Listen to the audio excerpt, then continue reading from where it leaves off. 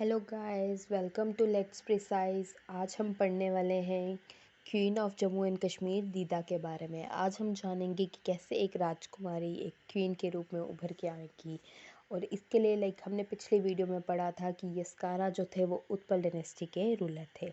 अब क्या होगा, यस्कारा के बेटे संग्राम देव जो है वो रूल करेंगे, लेकिन इनका कन्फ्लिक्ट हो जाएगा प्रभगुप्त के साथ। प्रभगुप्ता एक दमारा थे, मतलब एक लैंडलॉर्ड थे जिनका कन्फ्लिक्ट होगा। और उसके बाद इनके जो बेटे हैं खेमगुप्त वो रूलर बनेंगे 1958 में। जब 1958 में खेमगुप्त रूलर बनते हैं तो इनकी उसके बाद दो इनकी वाइफ्स होती हैं, वन इज़ दीदा एंड अदर इज़ चंद्रलेखा।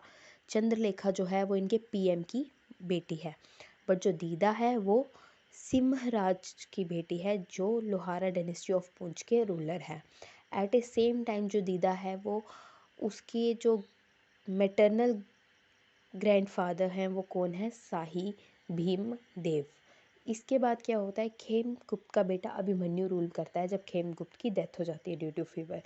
अब खेमगुप्त के बाद जब अभिमन्यु आएगा तो अभिमन्यु किड है, वो अभी रूल नहीं कर सकता, तो इसके लिए दीदा खुद को एज ए रीजेंट डिक्लेयर करेगी और खुद रूल करेगी।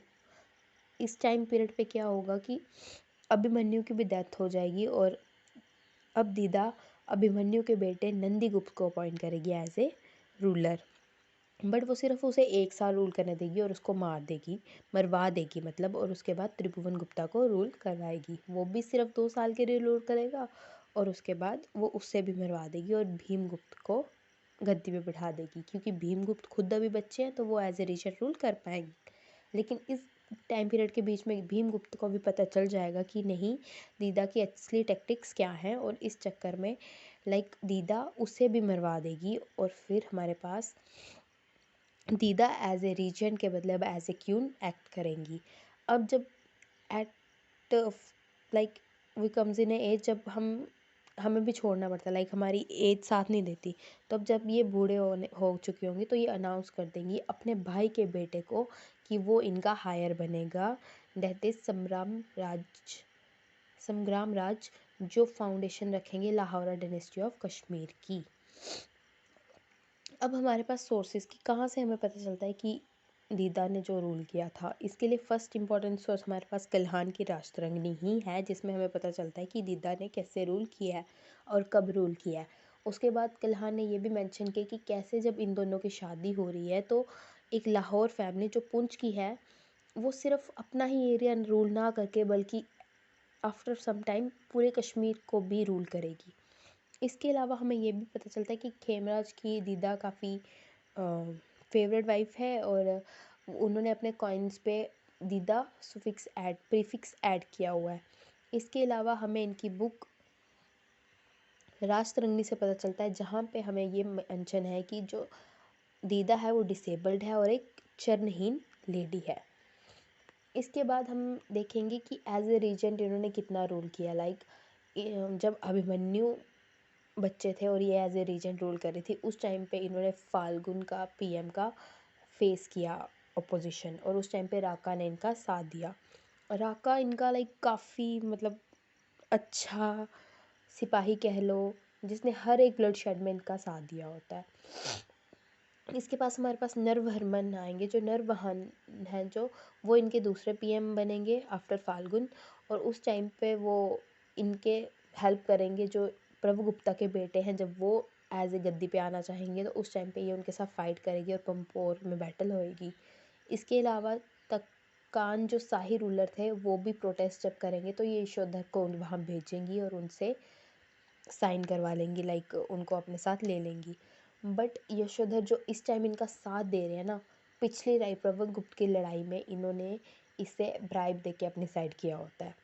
और इसके बाद ये दोबारा जब सुनेंगी कि लोगों से सुनेंगी कि शायद यशोधर इनको मतलब हटवा सकता है या इनकी पावर चाहता है, तो ये दोबारा से री इंस्टॉल कर देंगी तकाना को और इनके खिलाफ, यशोधर के खिलाफ एक कंस्पिरेसी अरेंज कर देंगी। इसके बाद वो नंदीगुप्त को मरवा देंगी, त्रिभुवन गुप्त को भी मरवा देंगी और भीमगुप्त का टाइम आ जाएगा। बट भीमगुप्त को पता है तो ये ओपनली डिक्लेयर करेंगी कि ठीक है, अब मतलब इसे मरवाने के बाद वो ओपनली डिक्लेयर करेंगी कि हाँ कि मैं ही रूल करूँगी।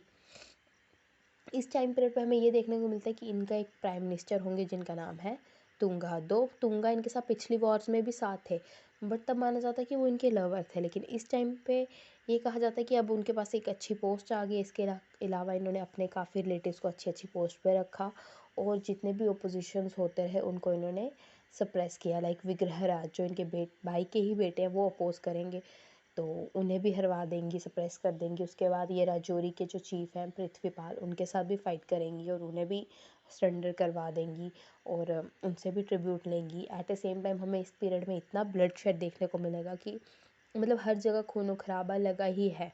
क्यों? क्योंकि वो अपनी पावर नहीं छोड़ना चाहती, एज ए क्वीन नहीं हटना चाहती। इसे दो एंगल है देखने की, कि आप अपनी गद्दी छोड़ना नहीं चाहते हो, और दूसरा ये भी कि आप अपनी गद्दी किसी गलत के हाथ में भी नहीं देना चाहते हो। दो एंगल से देखा जा सकता है इस बात को। लेकिन एज ए ऑथर यही मानते हैं कि जो दीदा का है कि ये बेशक मतलब लेम लेडी थी, बट काफ़ी क्रूअल थी, काफ़ी बोल्ड थी। मतलब she is an overall personality जो हम आज की लड़कियों में ढूंढते हैं, वो इनमें थी क्वालिटीज़।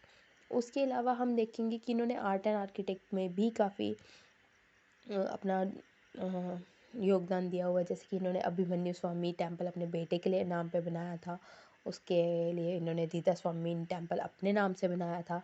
विष्णु की इमेज इंस्टॉल करवाई थी अपने पिता के नाम पे। सिंह स्वामी टेम्पल भी बनवाया था। उसके अलावा इन्होंने दीदा मठ बनवाए थे, जो कि हालांकि अब इनमें से इतना कोई सोर्स बाकी नहीं बचा है, लेकिन हाँ श्रीधर जो श्री दीदा नाम के इनके कॉइन जहाँ पे इनका मेंशन मिलता है, वो हमारे पास अभी भी लाइक सोर्सेज हैं। इसके अलावा हमने क्या पर्सनैलिटी इनकी इस चीज़ से रियलाइज़ की कि इनका करेक्टर कैसा है, लाइक कैसी पर्सनैलिटी ये थी। तो ये ओवरऑल एक एम्बिशियस पर्सनैलिटी थी, बोल्ड लेडी थी, लिबरल इंडिपेंडेंट वुमेन थी।